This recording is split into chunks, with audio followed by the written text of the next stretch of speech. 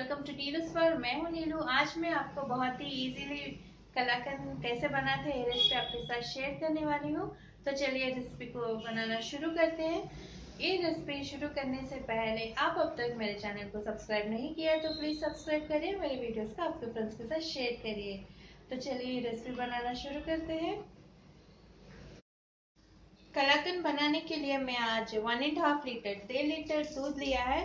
दूध जो है 1 लीटर हमें फाड़ के छेना बनाना है और आधा लीटर को हमें अच्छे से बॉईल करके गाढ़ा करना है। यहाँ पे मैंने 1.5 लीटर मिल्क लिया है। मिल्क फुल फैट भी ले सकते हो, नॉर्मल दूध से भी बना सकते हो। फुल क्रीम मिल्क लेने से क्या है, छेना जो है वो ज़्यादा मात्रा में कलेक्ट होता है और नॉर्मल दूध में थोड़ा कम। यहाँ पे मैं 2 पतीले ले रही हूँ। 1 लीटर दूध मैं बड़े भगोने में ले लेती हूँ।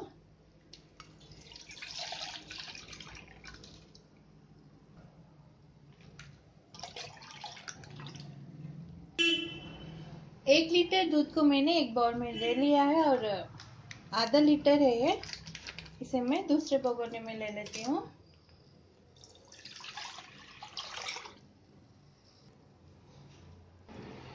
यहाँ पे हाफ लीटर मिल्क को मैंने अच्छे से गाढ़ा होने के लिए स्टोव का फ्लेम ऑन करके रखा है। अब 1 लीटर दूध को भी हमें अच्छे से बॉईल करना है। अब हम इसमें विनेगर या तो नींबू का रस ऐड करके ये दूध को तोड़ के छेना बनाएंगे फाड़ के। ये दूध जो है उसमें उबाल आने लगा है तो हमें चम्मच चलाते हुए धीमी आंच में रख के इसे अच्छे से गाढ़ा रबड़ी की तरह बना देना है हाफ लीटर मिल्क को। अब ये दूध में भी उबाल आने लगा है। उबाल आने के बाद हमें इसे स्टोव के फ्लेम को ऑफ कर देते हैं। फ्लेम को ऑफ करके दूध को मैंने बाहर रख दिया है। अब यहाँ पे ग्लास लिया है, इसमें मैं 1 चम्मच के करीब विनेगर डालती हूँ। देखिए थोड़ा सा विनेगर लिया है, नींबू का रस भी ले सकते हो। विनेगर में मैं थोड़ा पानी ऐड करती हूँ। अब हमें इसे दूध में मिलाना है। 1 लीटर दूध को 2 छेना के लिए रखा है उसमें। अब इसे चम्मच से अच्छे से मिक्स करेंगे। धीरे धीरे आप देखते ही रहेंगे, दूध जो है वो अच्छे से फट जाएगा, छेना जो है वो अलग हो जाएगा, सेपरेट हो जाएगा। देखिए दूध अच्छे से फट गया है, छेना जो है वो एकदम अच्छे से अलग हो गया है। थोड़ी देर ऐसे ही मिक्स करेंगे।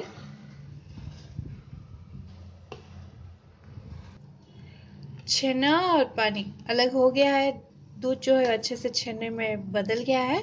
अब हमें इसे छानना है। यहाँ पर मैंने एक छाननी लिया है, स्ट्रेनर। अब इसको मैं छान देती हूँ, इससे पानी को मैं फेंक देती हूँ।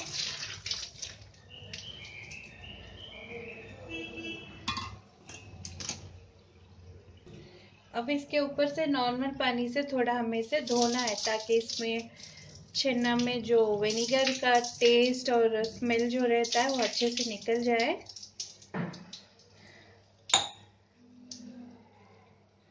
देखिए हमारा छेना जो है वो रेडी हो गया है।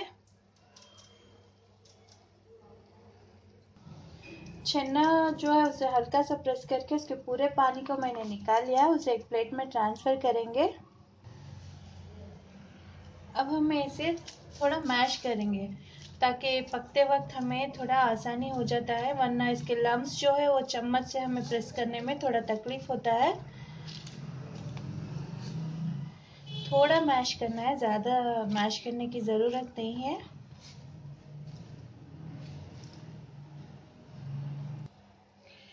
देखिए छेना को मैंने हल्का सा मैश कर लिया है। उसको जो बड़े पीसेस में था उसको मैंने ऐसे हाथ से, वरना ये जो है वो दूध में नहीं मिलता है जल्दी से तो हमें मुश्किल होता है, इसीलिए मैंने इसको थोड़ा सा ऐसा मैश कर लिया है। जो दूध को मैंने आधा लीटर रबड़ी बनाने के लिए रखा है वो भी अच्छे से गाढ़ा हो गया है। यहाँ पे स्टोव का फ्लेम ऑन, मैंने एक पैन रखा है। अब जो दूध को हमने पहले रबड़ी बनाने के लिए रखा है उस दूध को हम पैन में ले लेते हैं।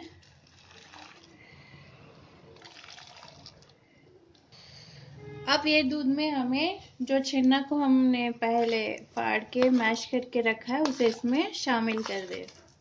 दूध के साथ छेना को भी ऐड कर देना है।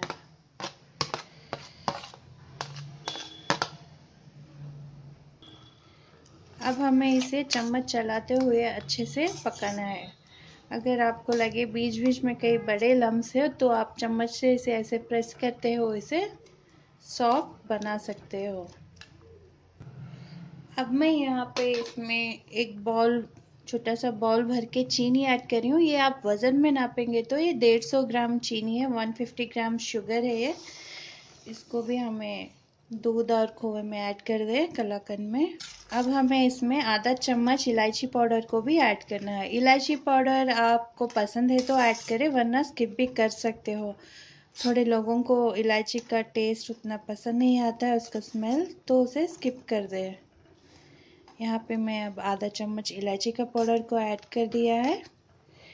अब हमें इसे चम्मच चलाते हुए पूरा दूध जो है वो पूरा सूखा होने तक हमें इसे अच्छे से पकाना है।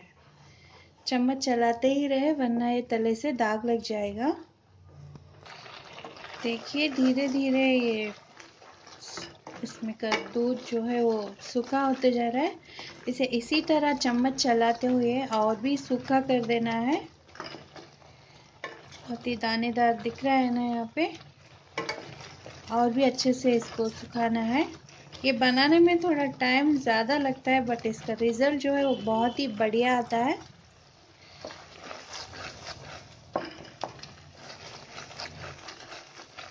देखिए धीरे धीरे और भी थिक होता जा रहा है। इसी तरह चम्मच चलाते हुए हमें इसे अच्छे से सूखा करना है। अब यहाँ पे मैं स्टोव के फ्लेम को बंद कर देती हूँ। देखिए अच्छे से सूखा हो गया है। थोड़ा मॉइस्चर इसमें हम बाकी रखेंगे, पूरा एकदम सूखा नहीं करना है, थोड़ा मॉइस्चर इसमें बचा के रखना है। फ्लेम को ऑफ कर दें।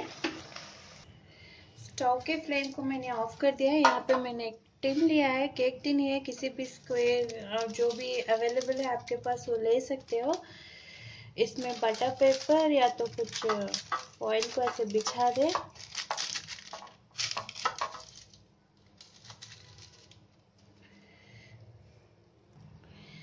अब हमें इस कलाकंद को इसमें ट्रांसफर कर देना है।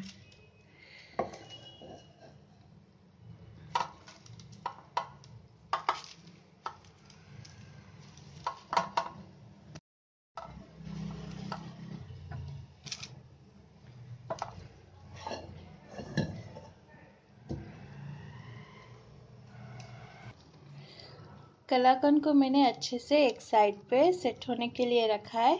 अब हम इसके ऊपर से बादाम, काजू, जो भी ड्राई फ्रूट्स हमें पसंद है उससे हम यहाँ पे गार्निशिंग करेंगे। अब हमें इसे गार्निश करेंगे।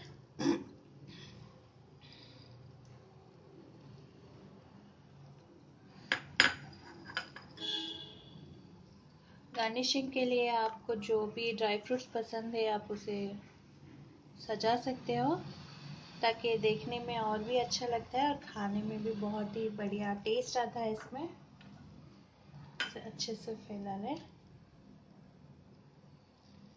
इसे हल्का सा प्रेस करेंगे ताकि इसमें अच्छे से लग जाए। अब हमें इसे पूरा कंप्लीट ठंडा होने तक ऐसे ही रख देना है। ये ठंडा होने में 1.5 घंटा तक लग जाता है। ठंडा होने के बाद इसके बहुत ही बढ़िया पीसेस निकलेंगे। कलाकंद जो है वो अच्छे से सेट हो गया है। आप देख सकते हो ये बहुत ही बढ़िया बन के तैयार है। अब हम इस पीसेस में कट करके एक प्लेट में ट्रांसफर करेंगे। जितना साइज आपको पसंद है उतना आप यहाँ पे कट कर सकते हो।